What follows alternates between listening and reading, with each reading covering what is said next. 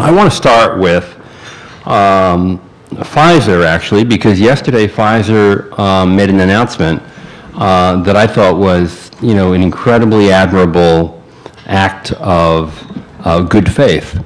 Pfizer basically said that if you're unemployed and you're on one of many Pfizer drugs, they'll give you the drug for free. So, Ray, you're up. Thanks. You'll hear me? Is this thing on? Terrific.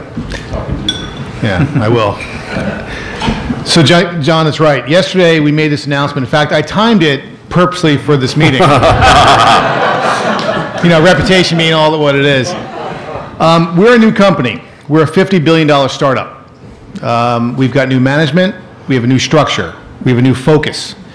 And everything we are doing is looking at how our reputation, which has been tarnished over the years, many by the things that we have done in the industry and we have done ourselves, and we're trying to fix that. Unfortunately, you do have this economic environment, which has actually been somewhat of a benefit to us. Because we have cash, because we have products that sell, because we have stability, I think it's actually had a positive effect on us, which is very interesting that something of this kind of environment would do such a thing. We've recently been moved up in the ranks when it comes to reputation, but don't get too excited. We were at the bottom of the barrel, which makes me crazy. Some of you may have heard me actually say this in the past. We make life-saving medicines. How can our reputation be so bad?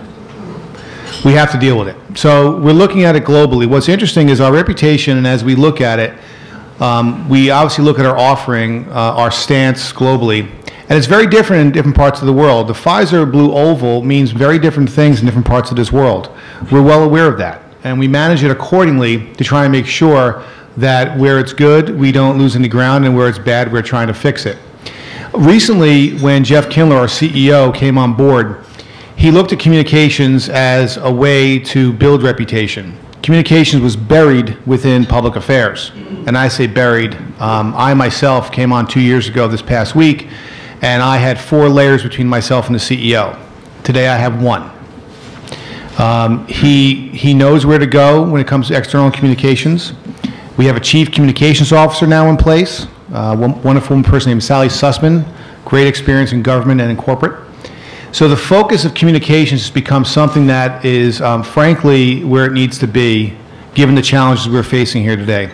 There's a lot of things that I can go into, given our environment and what we're dealing with. You may have heard, besides a new leadership team, besides a new structure, besides a challenging policy environment, the White House, Congress, regulators, we're also in the middle of a $68 billion acquisition, which is no small feat. So the idea of that whole thing of changing the tires while the car's moving down the road, I mean, we're painting it, we're changing the oil, we're changing the filters, we're changing everything, which is why I tell you we're a $50 billion startup.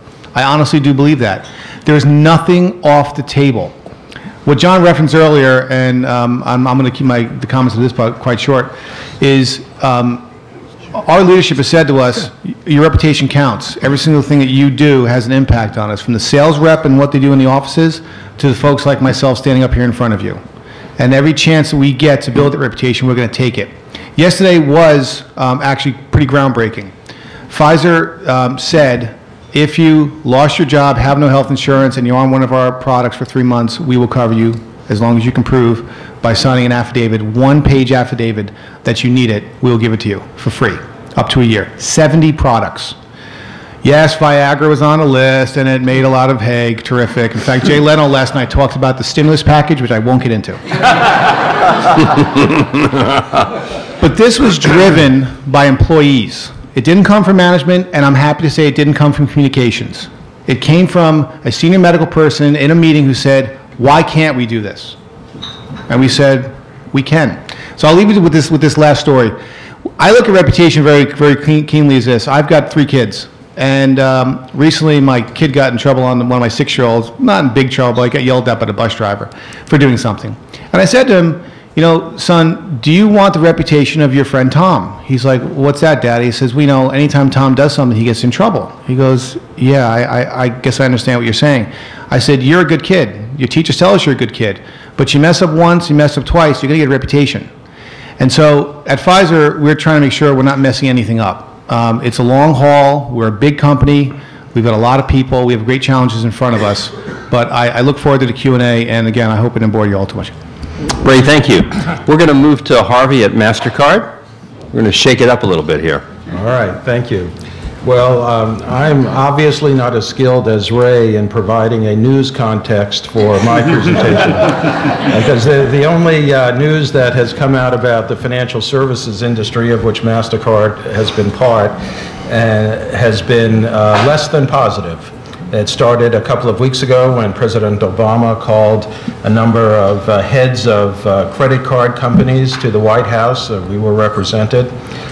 He let us know in no uncertain terms that he reads mail, and he reads about 10 letters a day from average citizens, and he is reading a lot about the problems that citizens are having with their credit cards and the companies that issue them. He did make it clear that he thinks it's important to have a vibrant credit card industry, especially at a time when people are looking for credit.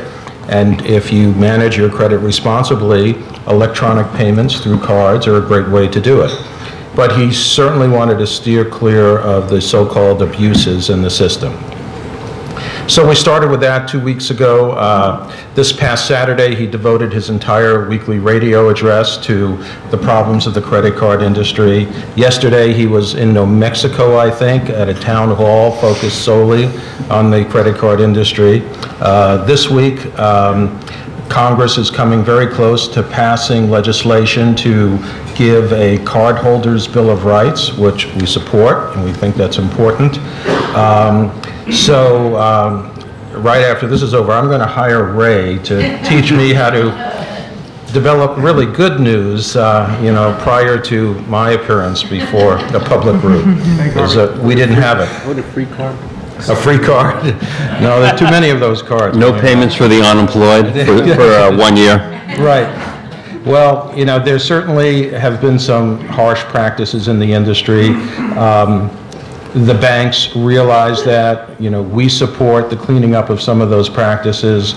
We just hope that in the emotion of the moment, and there is plenty of emotion in these moments, that the government doesn't go too far and take away all the important things that creditors need when they lend, risk-based pricing and that kind of thing. But certainly, getting rid of the small print, getting rid of the volatile increases in the APR rates, those things are over.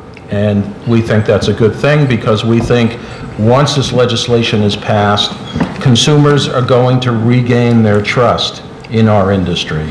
And once they do that, business will come back, and if they manage their electronic payments smartly, hopefully with more help from us in that area, it'll be a win-win situation. Talking about reputation, it's interesting in that we take reputation very seriously, because we're part of an industry that has been suffering. We, as the brand, do not issue the cards. We do not set the interest rates. We do not create the fine print. But in our reputation studies around the world, most consumers hold us much more responsible for these things than the banks that issued their cards. So we are in this together with them. And we work with Reputation Institute, a very reputable third-party reputation firm. And with them, we understand that a strong reputation is based on esteem, admiration, trust, and good feelings. And interestingly, the key drivers to produce that have changed in the last couple of years, so that good governance is now the top driver of restoring trust and all those other qualities in a company.